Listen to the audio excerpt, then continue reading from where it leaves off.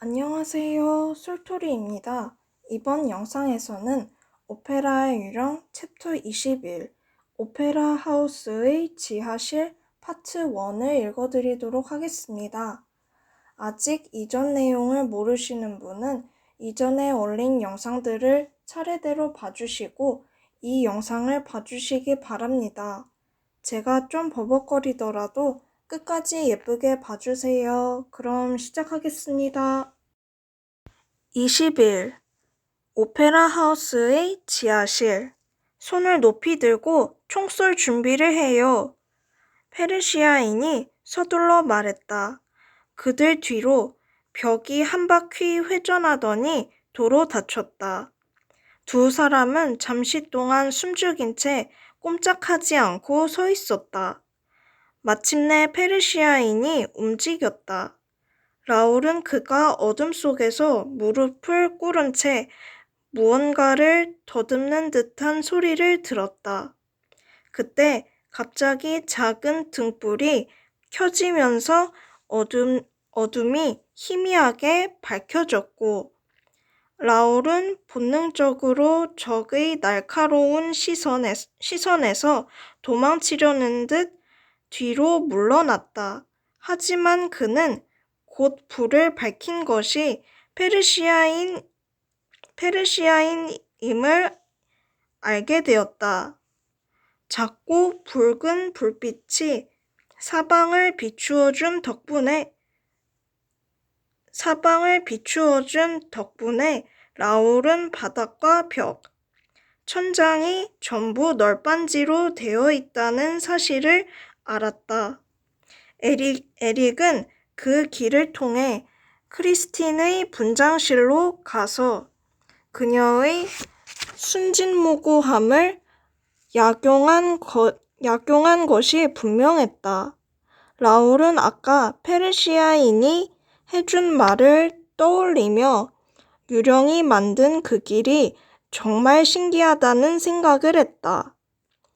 나중에 라울은 에릭이 혼자만 알고 있던 비밀 통로를 오래전에 발견했으며 그 통로가 파리 코민 시절에 간수들이 죄수들을 곧장 지하 감옥으로 옮길 목적으로 만들어졌음을 알게 되었다. 코민은 혁명 당시 3월 18일 이후 곧바로 오페라 하우스를 점령한 뒤 오페라 하우스 꼭대기에 각 지방의 선동적인 포고문을 날려보낼 열기구 이륙장을 만들었고 지하에는 감옥을 만들었던 것이다. 페르시아인은 무릎을 꿇고 등불을 땅에 내려놓았다. 그리고 바닥에서 무언가를 하는 것 같더니 갑자기 등불을 껐다. 그러고 나서 라울은 희미하게 들려오는 찰칵 소리를 들었고 통로 바닥에서 희미하게 빛나는 공간을 보았다. 그건 마치 불 켜진 창문 하나가 오페라 하우스 지하실 쪽으로 활짝 열리는 듯한 모습이었다.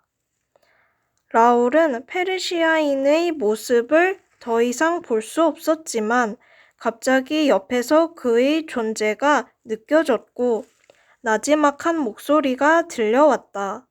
따라와요. 그리고 내가 하는 대로 똑같이 해요. 라울은 반짝이는 구멍으로 고개를 돌렸다. 그러자 여전히 무릎을 대고 앉은 페르시아인이 보였다. 그는 입으로 권총을 문 채 구멍 가장자리를 양손으로 잡고 지하실로 미끄러져 내려갔다. 이상한 일이지만 라울은 페르시아인에 대해 아무것도 모르면서 그를 완전히 신뢰했다. 그 괴물에 대해 이야기할 때 페르시아인의 감정은 진실해 보였다. 그가 라울에게 조금이라도 악의를 품고 있었다면 그의 손에 직접 권총을 쥐어주지는 않았으리라. 게다가 라울은 어떤 희생을 치르더라도 반드시 크리스틴을 찾아야만 했다. 그래서 그도 페르시아인을 따라 무릎을 꿇고 양손으로 구멍을 잡고 매달렸다. 손을 놔요. 페르시아인이 말했다. 라울은 페르시아인의 품으로 떨어졌다. 그는 라울에게 바짝 엎드리라고 한 다음 위쪽의 바닥 문을 닫고 자세를 낮추었다. 라울이 뭔가 물어보려고 했지만 페르시아인이 손으로 입을 막았다. 경찰서장의 목소리가 들렸다. 라울과 페르시아인은 나무 칸막이 뒤에 가려 전혀 보이지 않았다. 근처에는 작은 방으로 이어지는 조그만 계단이 있었는데 경찰서장은 그 방을 왔다 갔다 하면서 질문을 하고 있었다. 불빛이 희미했지만 라울은 주변의 형체를 충분히 알아볼 수 있었다. 그는 희미하게 터져나오는 비명을 참을 수 없었다. 널빤지 너머 새 구의 시체가 보였기 때문이다.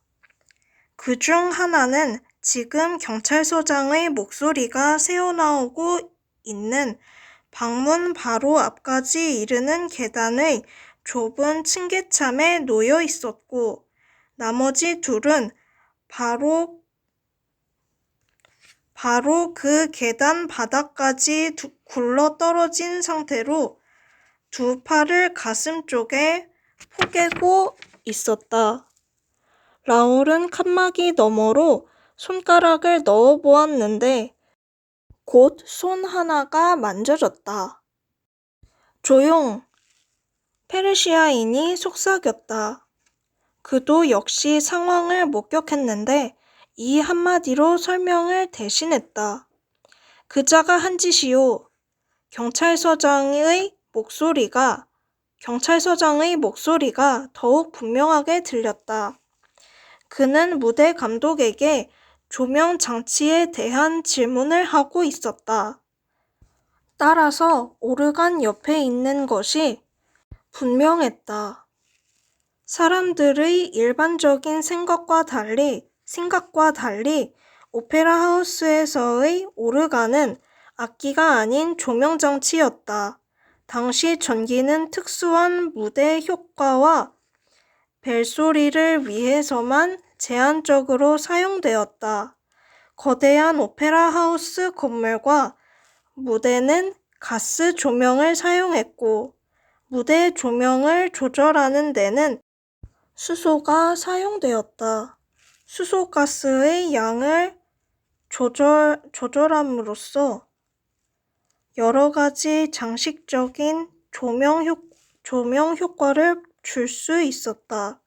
이를 위해서 여러 가지 크기의 관들로 이루어진 오르간이라는 특별한 장치가 사용되었는데 파이프 오르간의 음전 장치에서 이름을 따오게 된 것이었다. 프롬프터 박스석 옆에 마련된 자리가 가스 조명 담당자의 자리였다.